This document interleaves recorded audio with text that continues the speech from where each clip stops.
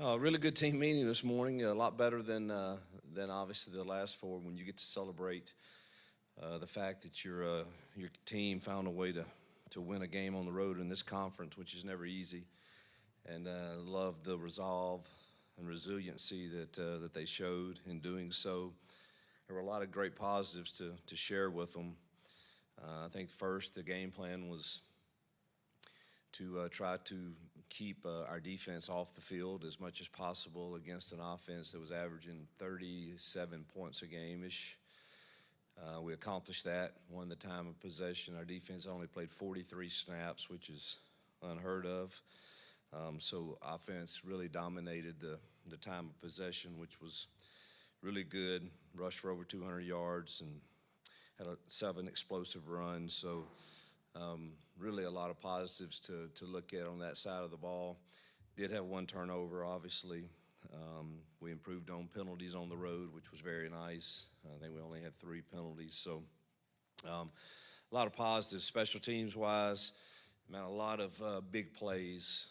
Start with Alex, who I think got Player of the Week, which is very deserving for him to bounce back from his disappointment in the Missouri game and make 6 of 6 field goals. I think was just so proud of him. We blocked a punt, Justin Jones. We had 0 penalties on special, which was nice. Rayshon Pleasant had an explosive kickoff return that set us up in great field position. We had a tackle inside the 20 by Jarquez. So a lot of good things on special teams. Played really solid. Only punted once. It could have been a little better punt, but not terrible. Defensively, our goal was to, as always, stop the run against a team that was averaging a lot. I think 218 on the ground. We held them to 63 yards and their tailback to 41, and a quarterback who was averaging a lot of yards per carry. We held them to 14 total yards. So thought our defense, and then obviously the takeaways were huge for them to get those. And truthfully, the first half we didn't play very well defensively compared to what our standard is, and it was really just bad eyes, which they do a lot of things that can make you do that. But give a credit to our staff, to our kids for making adjustments at halftime and coming out and really dominating the second half. So really proud of our team, and again, the resiliency they showed, and now we have to turn our attention to a very dangerous Kentucky team. I have great respect for Stoops. He's defensively, I think they are really talented, and it's been a weird season for them too, to have a real chance to upset Texas, and they had the goal line stopped there, and the Tennessee game got away from them with just some bombs over their head. But you look at the Georgia and Ole Miss game, 2 top 10 teams, they're right there in them. And so I know, we've got another tough challenge ahead of us Saturday night, and their freshman quarterback is playing at a high level, has an incredible arm. Those 2 receivers, I think 1 and 17, are dynamic. And then their defensive front is their tight ends are good too, but their defensive front 7 is pretty dang special.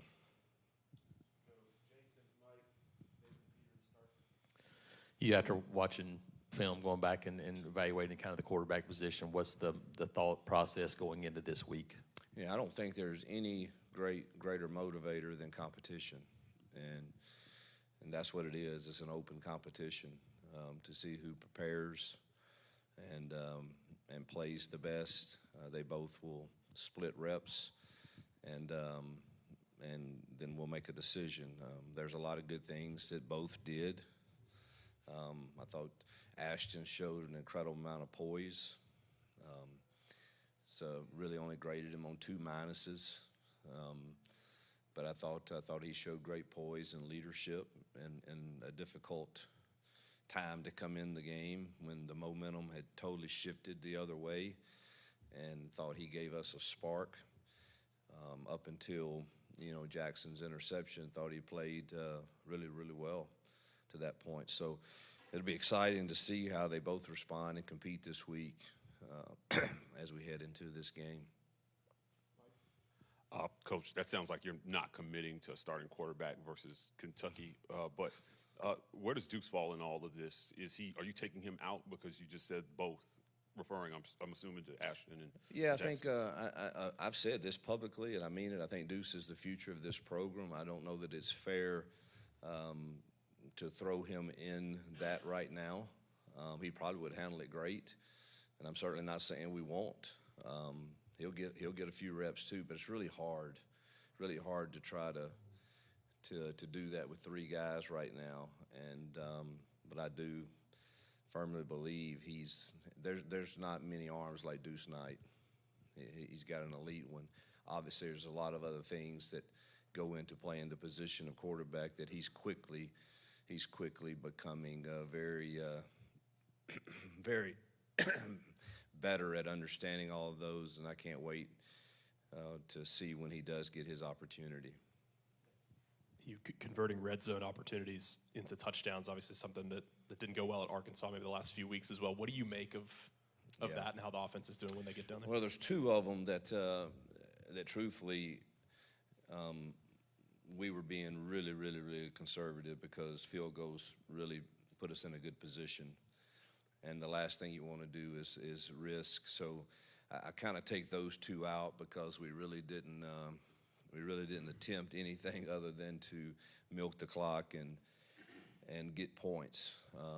But then there are definitely others that we had our opportunities. One of the minuses on Ashton, and he'll be the first to tell you, is he's got a guy wide open for a touchdown, Malcolm, and just didn't hang in the pocket and make the throw. I mean, he's just got to put it on him, and he just steps in the end zone. So you have to look at the calls first to see if we as coaches put them in a position to be successful when you get down there. And then you've got to look at, are we coaching the execution of it well enough or not? And so those are things that we've got to continue to certainly work on. Injury-wise, how's Cam doing after Saturday? And do you have an expectation for when Darrell could be back? Medical staff feels like he's back this week. So I feel like Darrell is ready to go, which will obviously give us more depth there. Cam was not so good yesterday. Today, much better. So we're hopeful, but obviously don't know just yet. Great thing is it's not a high ankle sprain. It's down in the lower part, which those tend to be to heal quicker. So we're hopeful, but again, don't really know at this point. Talk about Xavier Atkins, how good he's been and how much better he seems to be getting game by game. I thought his I can't remember which game it was earlier where we had a similar plan for a quarterback. And I think it just speaks again to the job that our staff is doing with these young kids over there and to the young kids, their development. But we had a similar game. I can't remember who it was, but where when we do have certain things on, he is the spy. And in an earlier game, he got a little nosy with other things instead of just do your job on this play. And man, in this game, he did it beautifully, and he closed on that quarterback when he broke the pocket at least 3 times that I thought were really, really impressive plays, not to mention the other normal plays that he's making within the defense. So I think he also got an award this week, and it's very deserving. He's definitely getting better and just more. Eye discipline is so huge on defense that you just don't get caught up in all the things that we offenses try to show or do, and you do your assignment. And I think he's maturing and getting better each week. Yeah, Coach, what changes about the offense when Ashton is in the game? Like, what sort of, is there anything play calling wise that you adjust when you make that change? Nah, zero. I think he and Jackson are very, very similar. You can do anything that we would do with one. I feel comfortable doing the same with the other. They both have ability to run different running styles, albeit, but still they have the ability to, and passing game doesn't change at all. Coach, you've scored a lot on your opening drives. They talk about the opening script a lot. What are you seeing from Jackson as far as why he's so successful at the beginning of the games and then it seems to go south? And then second part of that question is just how has he handled the benching? And are you confident to go back to him if he is your starter Saturday? Yes, that's what's made it so difficult. When you see Ashton and Deuce both that are really, really talented players, but you go watch the last three opening scripts, and it's hard to not look at that and say, gosh, he's playing at an extremely high level. Against Missouri, it wasn't just the first one. I thought he played really well, the entire half. Unfortunately, he had some drops that, nothing he can do about that. But there's no arguing that there seems to be something that we lose a spark. We lose maybe some execution. Obviously, quarterbacks and head coaches get the primary blame, and rightfully so in some cases, but it's not always the quarterback. There's other things that take place that are out of his control sometimes, but the bottom line is we get judged on winning football games, and we've had a stretch where we've had a chance to beat some really good teams, and we did not get that done. And so we're just searching for, is there a spark out there, whether it be Deuce or Ashton, and I think Jackson is very mature. We had a great conversation. He came to work today ready to roll. I gave him the example of whatever happens come Saturday, you got to be ready, man.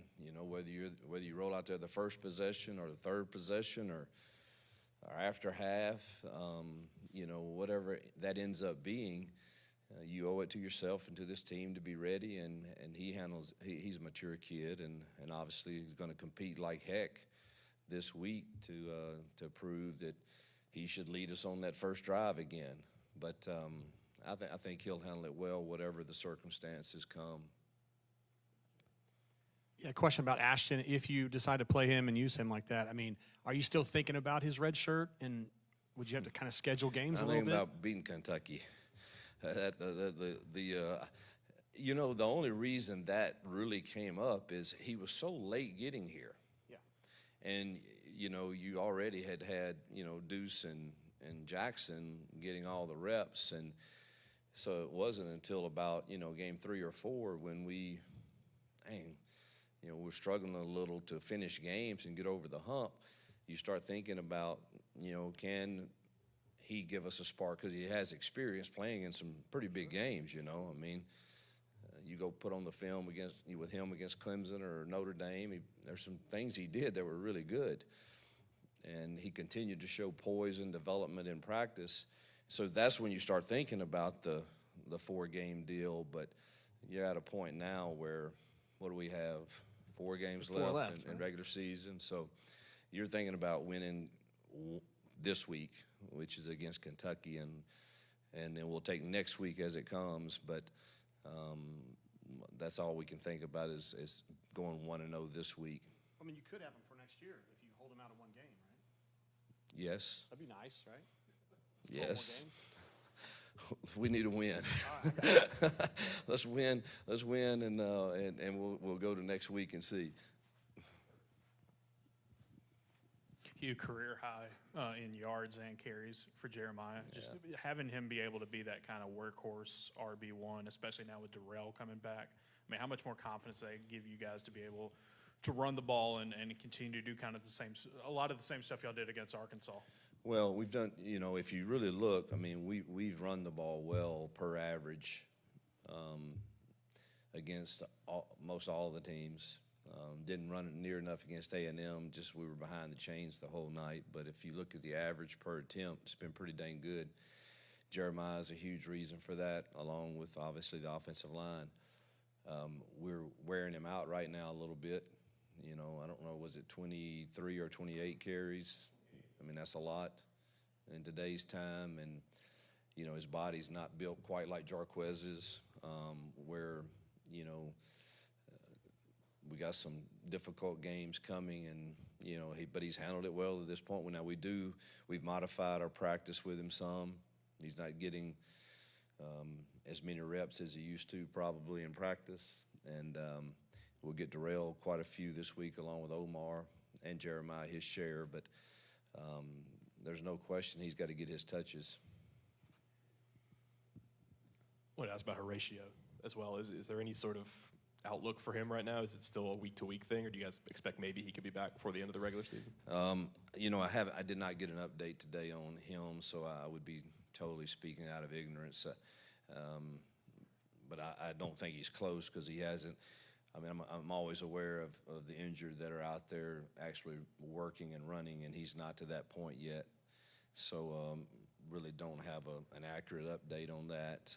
Hopefully, we do feel like we can get him a red shirt, which would be huge for us next year to have him back. He's an incredible leader, incredible young man, and a heck of a player.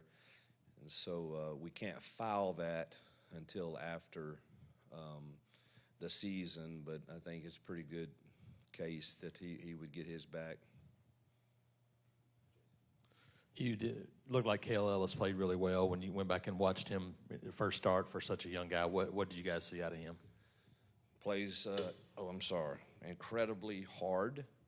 Snaps were pretty good. That was a big nose, 380 or so. There were times I think his fight is there. He's got to understand, like, when you're on your own, where this ball may hit against this look, maybe use a little different technique. There was a couple of those that I think we had maybe had a few more explosive or more yards than a run when he was singled up some, but he held his own for sure. Pass pro, he did well. I think he got maybe 2 pressures, but I'm proud of him, and we need him to get better again this week. Another difficult. Those 2 inside guys are pretty dang good. Coach, Saturday was the first time that your team had rallied from down 10-plus to win a game here at Auburn. What did it mean to see your team fight back after Arkansas took that 11-point lead and fight off the feelings of here we go again to go get the win? I don't know that I could really express in words how rewarding, fulfilling, good to see, because it would, in a lot of people's cases, that would have been easy to say the here we go again syndrome. I actually asked our staff, and staff may know, who had that feeling on the pick 6 of here we go again? And everybody was honest, I think. But man, at halftime, I thought the staff was remarkable. I thought Keldrick Falk and Champ and Jeremiah, not Connor Lou, but Jeremiah Cobb, and I thought all those guys were, look, we are, they haven't stopped us yet. We are going to find a way to win this football game, and defensively, the plays we gave, the explosive plays, were just us with bad eyes, and let's get it fixed and go find a way to win the game. And so it was incredibly rewarding to see them fight back to do that against, on the road in this league is never easy, and really I think that offense had put up a lot of numbers on some really good teams recently, and so really proud of our defense adjustments and offense controlling the time of possession where they didn't have to defend for 60, 70 plays. Hugh, when you guys played Missouri, it was basically just KN and Jay playing almost all the corner snaps.